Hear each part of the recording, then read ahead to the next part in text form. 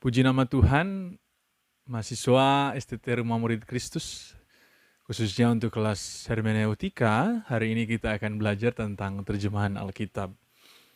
Nah, di Indonesia sendiri kita mengenal banyak terjemahan, apalagi dengan munculnya teknologi Android yang mutakhir, teknologi iOS di beberapa uh, brand terkenal dari smartphone telah membuat kita memiliki akses yang mudah dan cepat untuk melihat terjemahan-terjemahan yang lain. Nah, di dalam hal ini saya mau sampaikan bahwa walaupun banyak akses terjemahan, seringkali ada orang-orang yang mungkin dan ditemukan kebablasan dalam menerjemahkan karena tidak terlalu mendalami prinsip-prinsip yang harus dipegang dalam menerjemahkan menggunakan terjemahan Alkitab sebagai bahan tafsiran. Nah, saya mulai dengan sebenarnya kalau di kita itu gimana sih sampai muncul terjemahan-terjemahan yang banyak seperti hari ini. Saya tidak akan membahas dari terjemahan Alkitab dari ketika konsili-konsili di wilayah Timur Tengah, di wilayah Eropa, tetapi saya akan fokus ke Indonesia. Secara singkat sebenarnya kalau untuk yang terjemahan luar, itu dari bahasa asli, Ibrani dan Yunani, dan ada Septuaginta, yaitu Alkitab yang berbahasa Yunani, di mana Alkitab Perjanjian Lama pun diterjemahkan ke dalam bahasa Yunani. Setelah itu muncul kitab Vulgata, kitab yang diterjemahkan ke bahasa Latin. Nah, dari bahasa Latin inilah mulai muncul bahasa Inggris. Salah satu yang terkenal King James Version, ya. Raja James, versi Raja James ketika dia membentuk tim untuk menerjemahkan Alkitab. Memang ada banyak versi yang lain, tetapi ini salah satu yang bisa menjadi referensi yang baik. Akhirnya itu menyebar ketika penjajahan Belanda, ada Alkitab bahasa Belanda dan bahasa Inggris, sampai akhirnya kita muncul seperti yang di slide, bahasa Melayu. Karena kita ada di wilayah Asia Tenggara, dialek terjemahannya mengalami perubahan mengikuti dialek di tempat kita. Seperti ada kata, kalau misalnya Presiden pertama Indonesia Soekarno, dia menggunakan ejaan Soekarno, ya. Dan di dalam bahasa Melayu inilah dimulai terjemahan Alkitab. Nah, dalam sejarahnya sebenarnya terjemahan Alkitab begitu banyak. Ruil di tahun 1629 memulai dengan menerjemahkan Alkitab ke dalam bahasa Melayu. Dan kalau kita di era 4.0 ini sudah cukup kesulitan untuk memahami gaya bahasanya yang sangat Melayu, tapi mengalami banyak perubahan, penyesuaian, sehingga Alkitab itu semakin mudah dimengerti, ya. Ada Van Hassel, ada Pebrorius, ada Valentin, Leidecker, Thompson, Kiasberry, dialek Surabaya, Klinkert, Roscoe, Klinkert Melayu, Selabear, Melayu Baba, dan seterusnya sampai terjemahan lama, terjemahan baru, Kabar Baik, Malaysia Version, dan Firman Allah yang hidup. Kita sekarang ada di era terjemahan yang baru, tapi sebenarnya terjemahan yang baru ini sudah mengalami perubahan di tahun 90-an. Ya, tetapi di versi pertamanya itu 1974. Jadi secara sejarah dari Melayu dia menggunakan tata bahasa yang semakin kemari semakin baku, yaitu bahasa Indonesia. Ya. Nah, lalu terjemahan yang populer di tempat kita itu yang pertama adalah Alkitab terjemahan lama. Ya, itu tahun 58 terjemahan lama muncul oleh Lembaga Alkitab Indonesia. Tadinya memang Alkitab diterjemahkan oleh orang asing yang mau menginjil di Indonesia. Tapi akhirnya Indonesia karena telah kekristenan semakin baik, semakin bertumbuh, maka muncullah terjemahan lama yang menggunakan Klinkert dan Bode. Klinkert, gabungan antara Klinkert dan Bode. Nah, Yang seperti yang kita tahu kalau misalnya dari aliran Pentakosta, kita menggunakan Alkitab terjemahan baru. Dan jadi satu pertanyaan, kenapa kalau kita berpedoman, terinspirasi dari peristiwa Pentakosta, kenapa nama kita Pentakosta? Itu ada sejarahnya, karena waktu pembuatan atau peresmian atau peneguhan atau pentabisan dari organisasi GPDI, kita menggunakan Alkitab Klinkert yang waktu itu menggunakan istilah Pentakosta. Jadi karena perubahan demi perubahan bahasa dialek, sehingga kita resmi menggunakan kata Pantekosta. Ya. Akhirnya kita punya Alkitab terjemahan baru versi LAI tahun 74, dan itu terjemahan yang agak harafiah. Harafiah maksudnya benar-benar mengikuti gaya menulisnya. Gaya menulis terjemahan aslinya. Sedangkan bahasa Indonesia masa kini, bahasa Indonesia sehari-hari menggunakan gaya yang lebih modern, lebih luas, dan lebih hidup. Coba saudara bisa download, Bapak Ibu bisa download, dan lihat ada perbedaan. Kalau terjemahan baru, dia lebih bersifat harafiah. Ya, lepaskan kasutmu. Kalau di Indonesia, lepaskan alas kakimu sebab tempat ini kudus. Jadi bahasa yang lebih luas, lebih modern. Beberapa perubahan istilah pun kelihatan sekali. Seperti istilah sorga menjadi surga. Istilah sinsigus, di mana kita membacanya menjadi sunsugos. Sinsigus ini artinya teman. Tetapi karena bahasa yang digunakan terjemahan baru, maka dia berubah menjadi sunsugos.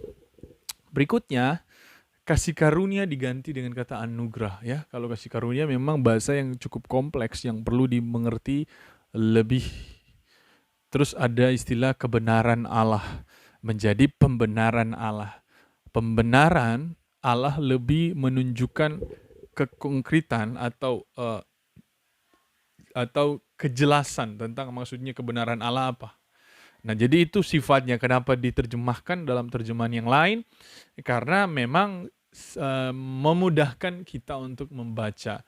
Tapi ada kelebihan dan kekurangan. Memudahkan membaca seringkali membuat agak sedikit bergeser dari maksud dan tujuan, ya. Makanya kita perlu melihat dari berbagai perbandingan.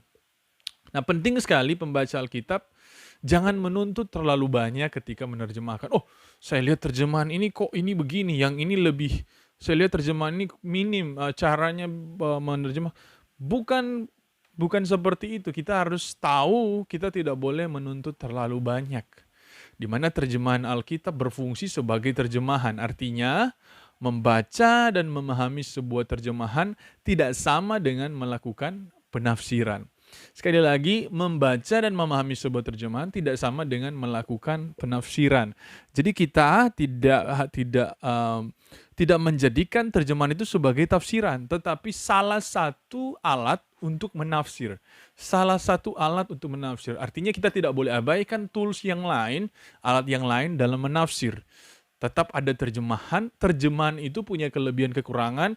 Kalau menggunakan terjemahan model ini, dia lebih harafiah, lebih hurufiah, lebih kaku. Kalau yang ini lebih modern, lebih luas, lebih mudah dimengerti. Tetapi kita perlu menggabungkan keduanya. Nah, munculnya terjemahan pada dasarnya disebabkan adanya perbedaan salinan kuno. Jadi ketika ada beberapa sumber salinan membentuk salinan yang berbeda. Nah, penafsiran dan pendekatan yang dipakai penerjemah pun akan memberikan perbedaan pada terjemahan.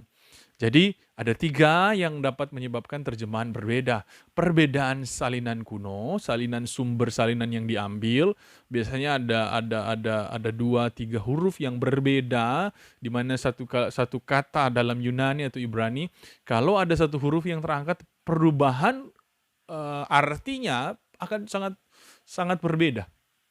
Terus gaya penafsiran, bagaimana seorang penafsir, latar belakangnya seperti apa, dan pendekatan apa yang dia pakai. Nah, saya akan jelaskan setelah ini tentang tentang pendekatan yang dipakai penerjemah. Nah, ada beberapa prinsip yang perlu dilihat. Yang pertama adalah seperti yang saya singgung tadi, penerjemahan itu bukanlah tafsiran. Sekali lagi, penerjemahan itu bukanlah tafsiran. Dalam 1 Tesalonika 5 ayat 19 berkata, jangan padamkan roh. Apakah roh bisa padam? Tentu tidak. Bagaimana roh padam gitu? Roh itu utuh ya. Jadi kita menggunakan terjemahan yang lain. Janganlah mengekang roh Allah. Bahasa Indonesia sehari-hari membuat kita lebih mudah mengerti, menahan karunia Tuhan, menahan kuasa Tuhan yang ada di dalam kita. Tetapi dalam versi New International Version, do not put out the Spirit's fire. Ya, terjemahan-terjemahan ini berkaitan erat dengan penafsiran. Jadi terjemahan baru dia mengartikan dari bahasa asli menggunakan penafsirannya. Oh, roh yang padam. Nah, bahasa Indonesia sehari-hari menggunakan penafsiran mengekang roh Allah. Jadi pendekatan penafsirannya itu tergantung dari yang menafsir. Jadi kok bisa beda terjemahan? Ini bahasa Alkitab ini mana yang benar? Bukan salah, saling melengkapi agar kita sampai pada satu keutuhan. Ya, jadi penerjemahan itu tafsiran ya, penerjemahan itu tafsiran. Dan tafsiran maksudnya adalah hasil dari menafsir terhadap kalimat yang ada. Berikutnya, pendekatan yang dipakai adalah pendekatan dalam penerjemahan. Ya, ada beberapa pendekatan yang dipakai. Yang pertama adalah pendekatan penerjemahan harafiah, di mana terjemahan yang persis sama, baik dalam gaya, struktur, kalimat, maupun cara penyampaiannya. Kelemahannya dia lebih kaku dan kurang enak dibaca. Nah, kelemahan yang lain adalah terpaku di satu makna saja. Jadi dia punya kelemahan kurang enak dibaca karena bahasanya yang kaku. Contohnya kata kosmos yang ada dalam terjemahan baru. Semua kata kosmos diartikan sebagai dunia. Padahal kalau kita membandingkan Injil Matius 5 ayat 14 dikatakan kosmos juga bisa diartikan umat manusia. Dan 1 Yohanes 2 ayat 15 segala kesenangan dunia. Yakobus 3 ayat 16 sejumlah besar. Jadi kaku. Jadi kosmos sama dengan dunia. Jadi semua kalimat-kalimat diartikan dengan kata dunia. Padahal dunia ini juga bicara umat manusia. Karena begitu besar kasih Allah akan dunia. Kok Tuhan mencintai dunia? Bukan. Karena begitu besar kasih Allah akan umat manusia. Dari hal ini kita dapat pendekatan, ternyata ada penerjemahan yang bersifat harafiah atau kaku yang tak boleh diganggu, tidak boleh dimodifikasi, harus menggunakan kata-kata yang baku, yang tepat, yang benar-benar persis dengan gaya dan struktur kalimat yang ada. Pendekatan yang kedua adalah pendekatan bebas. Dia mengambil maksud utama Alkitab dan menggunakan kata-kata sendiri untuk membuat pembaca masa kini mengerti. Jadi dia, ini maksudnya ini pasti. Sekarang kita cari kata-kata yang tepat sehingga cocok untuk dibaca. Pendekatan ini mudah membelokkan maksud penulis dan tidak cocok dipakai dalam penyelidikan Alkitab. Ini digunakan firman Allah yang hidup, Amplified, dan Alkitab LB tahun 67. Nah, yang mau saya sampaikan, pendekatan bebas ini memberikan penerjemahan yang lebih mudah kita mengerti, tetapi kadang-kadang karena memaksa agar kita mudah mengerti, membuat dia agak sedikit berbelok dari maksud penulis. Tapi bukan berarti sesat. Mereka berusaha sebagaimana caranya agar lebih sampai pada maksudnya. Maksudnya mau ngomong apa gitu. Tapi kalau kita mau tarik ke bahasa asli, agak sedikit berbeda pastinya. Jadi keduanya punya kelemahan dan kelebihan. Yang satu kaku dan sulit dimengerti kadang-kala dan terlalu terpaku dalam kata. Ada satu pendekatan bebas. Yang ketiga, pendekatan padan fungsional.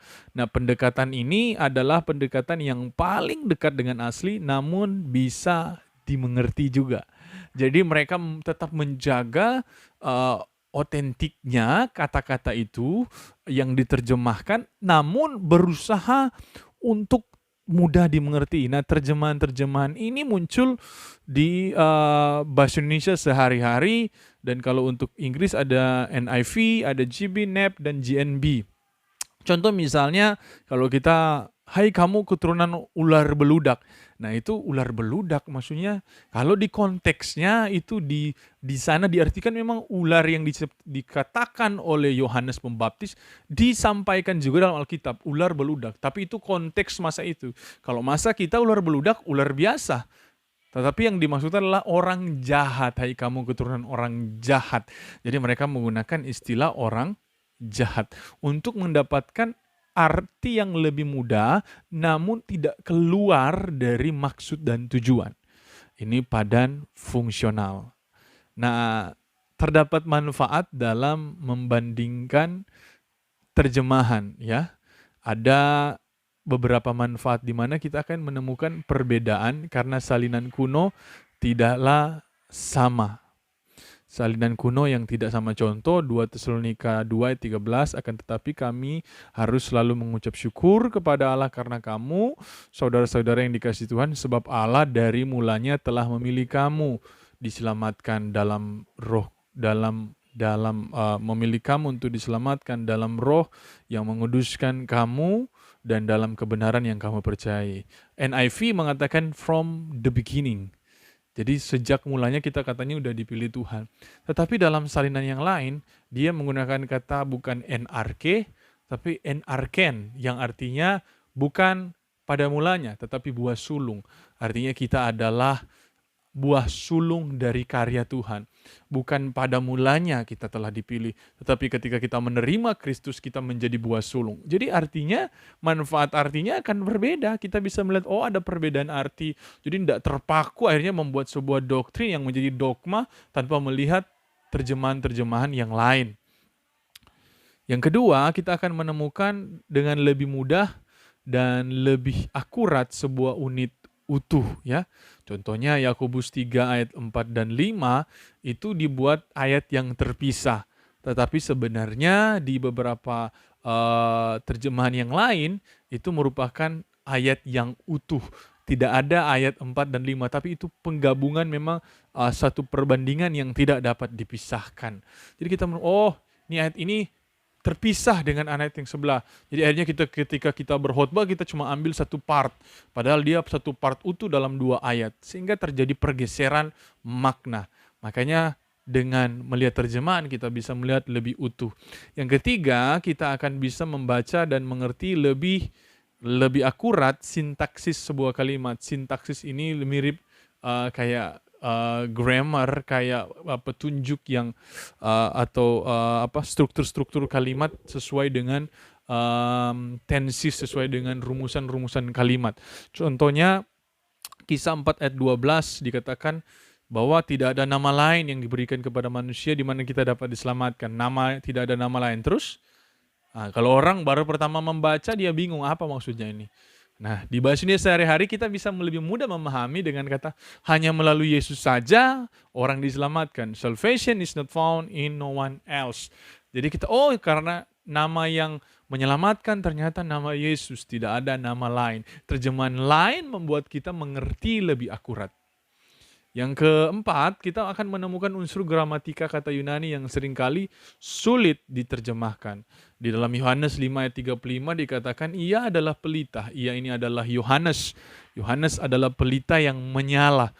Jadi Yohanes sama dengan lampu. Nah, di dalam bahasa Indonesia sehari-hari memang dikatakan Yohanes itu seperti lampu menyala. Bukan lampu, tetapi seperti atau layaknya. NIV mengatakan John was a lamp that burned. Menyala dalam bahasa Yunani kaimenos, yaitu masa kaimenos itu dia bersifat masa kini, pasif dan adjektif. Masa kini artinya sedang terjadi, pasif itu dibantu bukan yang bergerak sendiri, dan adjektif itu kata sifat ya. Jadi dia dinyalakan terus-menerus. Yohanes adalah pribadi yang dinyalakan terus-menerus. Jadi pelita yang menyala sama artinya dengan dinyalakan terus-menerus oleh kobaran Tuhan. Nah, itu kan kita bisa dapat arti yang banyak. Dan yang kelima, kita akan menemukan idiom dalam bahasa Yunani, bahasa yang cukup sulit. Misalnya Kisah Para Rasul 3 ayat 6 dikatakan emas dan perak tidak ada padaku. oh berarti pengemis ini bicara mau minta emas dan perak. Bukan, tetapi yang dimaksud adalah uang. Dalam bahasa Indonesia sehari-hari, saya tidak punya uang sama sekali. Emas dan perak ini bicara tentang mata uang perak dan emas. Idiom itu istilah-istilah yang dipakai di masa itu. Jadi ketika dia bilang emas dan perak, dia sedang berbicara tidak ada uang di Petrus ya, tetapi dia punya kuasa di dalam nama Yesus. Jadi seperti orang yang mencari solusi bahwa uanglah jawaban, tapi ternyata jawabannya adalah jamahan Tuhan. Dan yang terakhir kita akan menemukan perbedaan ketika kita menerjemahkan, misalnya waktu Yohanes 1 ayat 39 berkata, ia berkata kepada mereka, marilah dan kamu akan melihatnya. Mereka pun datang dan melihat di mana ia tinggal. Dan hari itu mereka tinggal bersama-sama dengan dia waktu itu kira-kira pukul 4. Terjemahan yang lain dikatakan, it was about the 10th hour. Jadi jam 10, apa beda jam 10 dan jam 4? Ya memang berbeda, tetapi cara menulis orang Yunani tentang jam berbeda dengan kita ya. Jadi kita jadi temukan ada perbedaan.